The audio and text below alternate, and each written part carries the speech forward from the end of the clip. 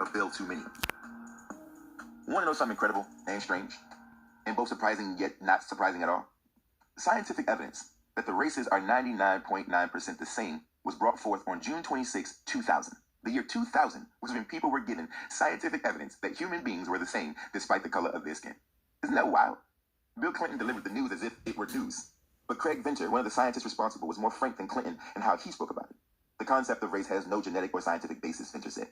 His research team at Celera Genomics had determined the genetic code of 5 individuals who were identified as either Hispanic, Asian, Caucasian, or African American, and the scientists could not tell one race from another. But there was 0.1% still out there. And that 0.1% difference between humans must be racial. Whether it is or isn't, it was going to be exploited by racist scientists who did everything they could to provide evidence that the races were biologically different. First curse theory and polygenesis, and now genes. Racists were relentless. But they didn't get much traction. Months later, the United States report to the United Nations Committee on the Elimination of Racial Discrimination pointed out what was now the broken U.S. race record. There had been substantial successes, but there were significant obstacles remaining. It was September 2000, and Texas Governor George W. Bush was pledging to restore honor and dignity to the White House while Vice President Al Gore was trying to distance himself from Bill Clinton's impeachment scandal. The report's findings of discrimination and disparities across the American board did not become campaign talking points, as they reflected poorly on both the Clinton administration and the Republicans' colorblind America. Science says the races are biologically equal. So if they're not equal in society, the only reason why can be racism. And it played out again in the law a few months later, when tens of thousands of black voters in Governor Jeb Bush's Florida were barred from voting or had their votes destroyed, allowing George W. Bush to win his brother's state by fewer than 500 votes. This racist act would end up leading George W. Bush to the presidency. But once in office, he also couldn't stop the anti-racist momentum. The reparations conversation had kicked into high gear, and nearly 12,000 women and men ventured to beautiful Durban, South Africa for the United Nations World Conference Against Racism, Racial Discrimination, Xenophobia, and Related Intolerance, held from August 31st to September 7th, 2001. Delegates passed around a report on the prison industrial complex and women of color that had been co-authored by Angela Davis. They also identified the internet as the latest mechanism for spreading racist ideas, citing the roughly 60,000 white supremacist sites and the racist statements so often made in comment sections following online stories about black people. The United States had the largest delegation, and anti-racist Americans established fruitful connections with activists from around the world, many of whom wanted to ensure that the conference kicked off a global anti-racist movement. As participants started venturing back to Senegal, the United States, Japan, Brazil, and France around September 7, 2001, they carried their anti-racist momentum around the world. And then it all came crashing down. Literally. September 11th, 2001. After about 3,000 Americans heartbreakingly lost their lives in attacks on the World Trade Center, on the Pentagon, on United Airlines Flight 93 that went down in Pennsylvania, President Bush condemned the evildoers, the insane terrorists, all the while promoting anti-Islamic and anti-Arab sentiments. Colorblind racists exploited the raw feelings in the post-9/11 moment, playing up a united, patriotic America where anyone who wasn't waving a flag was in fact an enemy to the country. But there was no united front, not in the broad scheme of things.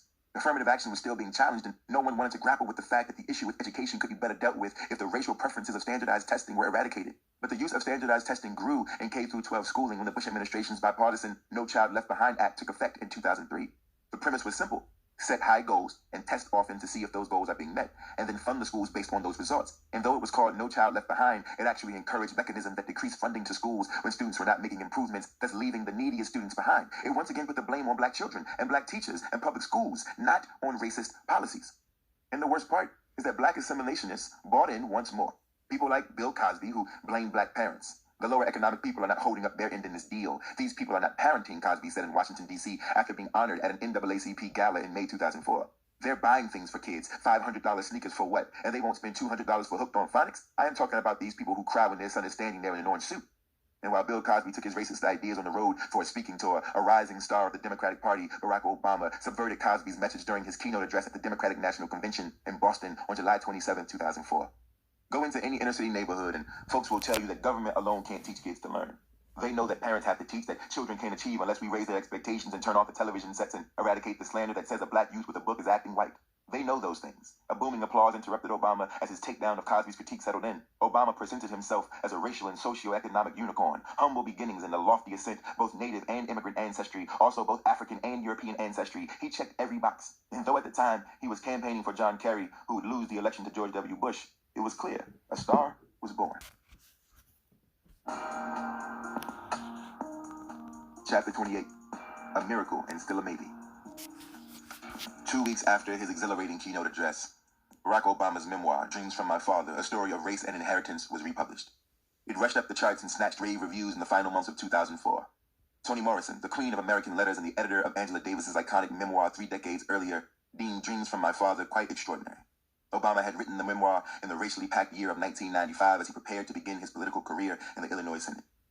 In the book, he claimed to be exempt from being an extraordinary Negro, but racist Americans of all colors would in 2004 begin hailing Barack Obama with all his public intelligence, morality, speaking ability, and political success as such. The extraordinary Negro hallmark had come a mighty long way from Phyllis Wheatley to Barack Obama, who became the nation's only African American in the U.S. Senate in 2005.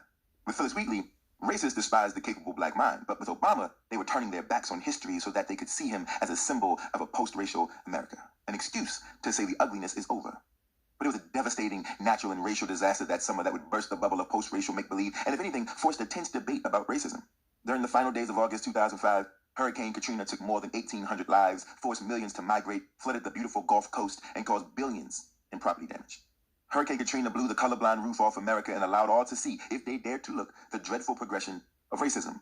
For years, scientists and journalists had warned that if southern Louisiana took a direct hit from a major hurricane, the levees could fail and the region, a poor black community, would be flooded and destroyed. No one did anything. And once it happened, the response from the Federal Emergency Management Agency, FEMA, was delayed. It was rumored that the Bush administration directed FEMA to delay its response in order to amplify the destructive reward for those who would benefit. Whether or not this is true, they were delayed. And people were drowning. It took 3 days to deploy rescue troops to the Gulf Coast region, more time than it took to get troops on the ground to quell the 1992 Rodney King Rebellion. And then came the media, this time spinning tales of looting and gruesome, sensationalized stories of children in the Superdome where people were being sheltered, having their throats cut. In the era of colorblind racism, no matter how gruesome the racial crime, no matter how much evidence was stacked against them, racists were standing before the judge and pleading not guilty. But how many criminals actually confess when they don't have to? From civilizers to standardized tests, assimilationists have rarely confessed to racism. Enslavers and Jim Crow segregationists went to their graves claiming innocence. And just as many presidents before him have, including Reagan, Lincoln, and Jefferson, George W. Bush will likely do the same. On February 10, 2007, Barack Obama stood in front of the old state capitol building in Springfield, Illinois, and formally announced his presidential candidacy. He stood on the same spot where Abraham Lincoln had delivered his historic House Divided speech in 1858. Obama brimmed with words of American unity, hope, and change. No one saw him coming. As a matter of fact, everyone said Hillary Clinton was the inevitable choice until Obama came through Iowa and snatched it from under her nose. By February 5, 2008, Super Tuesday, the Tuesday in the presidential election season when the greatest number of states hold primary elections, Americans have been swept up in the Obama Yes We Can crusade of hope and change, themes he embodied and spoke about so eloquently in his speeches that people started to hunger for him. But in mid-February, his perceptive and brilliant wife, Michelle Obama, told the Milwaukee rally, "For the first time in my adult life, I am really proud of my country, and not just because Barack has done well, but because I think people are hungry for change." That's all racists needed to pounce and call her unpatriotic. To try to tear the Obamas down and discredit them, racist commentators became obsessed with Michelle Obama's body, her near 6 feet chiseled and curvy frame, simultaneously semi-masculine and hyper-feminine. They searched for problems in her black marriage and family, calling them extraordinary when they did not find any. Then they found a scapegoat in one of Black America's most revered liberation theologians, the recently retired pastor of Chicago's large Trinity United Church of Christ, Jeremiah Wright. He'd officiated at the Obama's wedding and spoke honestly about his feelings for a country that had worked overtime to kill him and his people. But the media used Wright's critiques of America to slander Obama. Obama tried to brush it off, tried to downplay his relationship with Pastor Wright, but nothing was working. So instead, he delivered the speech of his life. It was called A More Perfect Union. It was a speech on race, and it teetered back and forth between painful assimilationist thought and bold anti-racism. And it worked. It pushed him on past the barrage of obstacles to come, including the one fueled by Donald Trump that challenged whether or not Obama was an American. And on November 4th, 2008, a 64-year-old recently retired professor, Angela Davis, cast a vote for a major political party for the first time in her voting life. She had retired from academia, but not from her very public activism of 4 decades. She was still traveling the country trying to rouse an abolitionist movement against prisons. In casting her vote for Democrat Barack Obama, Davis joined roughly 69.5 million Americans. But more than voting for the man, Davis voted for the grassroots efforts of the campaign organizers, those millions of people demanding change. When the network started announcing that Obama had been elected the 44th president of the United States, happiness exploded from coast to coast. It burst from the United States and spread around the anti-racist world. Davis was in the delirium of Oakland. People whom she did not know came up and hugged her as she walked the streets. She saw people singing to the heavens, and she saw people dancing in the streets. And the people Angela Davis saw and all the others around the world who were celebrating were not enraptured from the election of an individual. They were enraptured by the pride of the victory for black people, by the success of millions of grassroots organizers, and because they had shown all those disbelievers who had said that electing a black president was impossible to be wrong. Most of all, they were enraptured by the anti-racist potential of a black president. But like my mother says, there's not much payout for potential, is there? President Obama was a symbol.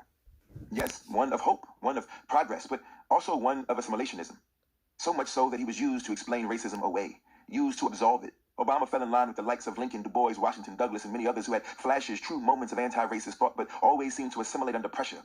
He rose to fame for calling out Bill Cosby for blaming black people, then dived headfirst into assimilation shortly after, critiquing black people in the exact same ways. And just as with the black leaders before him, the assimilation didn't work. Segregationists climbed out of every hateful hole and out from under every racist rock. They hated him, worked tirelessly to destroy and discredit him, and used him as a way to demean black people, to ramp up racist absurdity and stereotypes, once again calling back to their favorite bigoted playlists, playing all the classic racist tunes, Black Savage, Black Dummy, Black Do Nothing, Black Be Nothing, anything to smear President Obama and black people in the media. Racist politicians and media personalities work to figure out ways to tamp down the ego that they assumed came with a black president, and came with being black in the time of a black president, and came with being black. People started to die.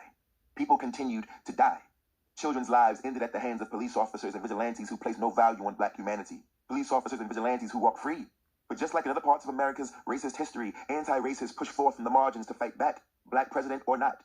Alicia Garza, Patrisse Cullors, and Opal Tometi founded Black Lives Matter as a direct response to racist backlash in the form of police brutality.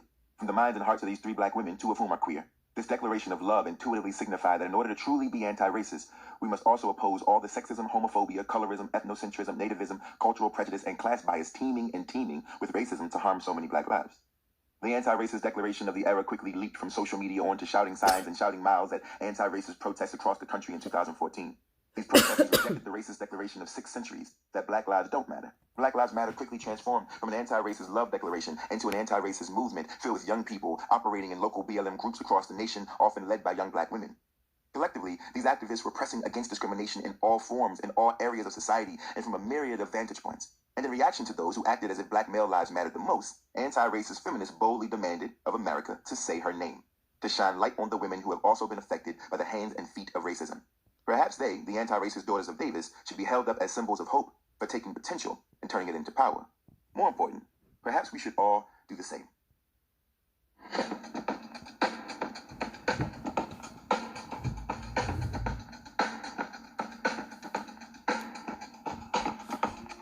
Afterward, how do you feel?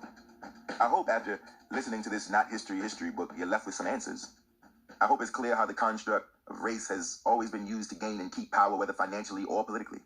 How it has always been used to create dynamics that separate us, to keep us quiet, to keep the ball of white and rich privilege rolling. And that it's not woven into people as much as it's woven into policy that people adhere to and believe is truth. Laws that have kept black people from freedom, from voting, from education, from insurance, from housing, from government assistance, from healthcare, from shopping, from walking, from driving, from breathing. Laws that treat black human beings like nothing. No, like animals. Let's go with that. Animals.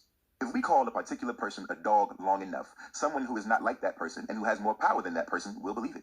Especially if we give the powerful person a leash and justify putting it around the oppressed person's neck. If we justify feeding them dog food. If we muzzle them when they bark, claiming that their barks as well as their whines are violent. If we clip their tail, their ears, punish them when they chew up the house, when they gnaw at the wooden door. And if we can convince the person with power that a child is a dog, if we present fraudulent pedigree papers, why would they even question humans as dogs, being considered pets, being owned, trained, used, bred, and sold? This is how racism works. I mean, all it takes is the right kind of media to spark it, to spin it. At least that's what history has shown us. Tell a certain story a certain way. Make a movie that paints you as the hero. Get enough people on your side to tell you you're right, and you're right, even if you're wrong. And once you've been told you're right long enough, and once your being right has led you to a profitable and privileged life, you do anything to not be proved wrong. Even pretend human beings aren't human beings.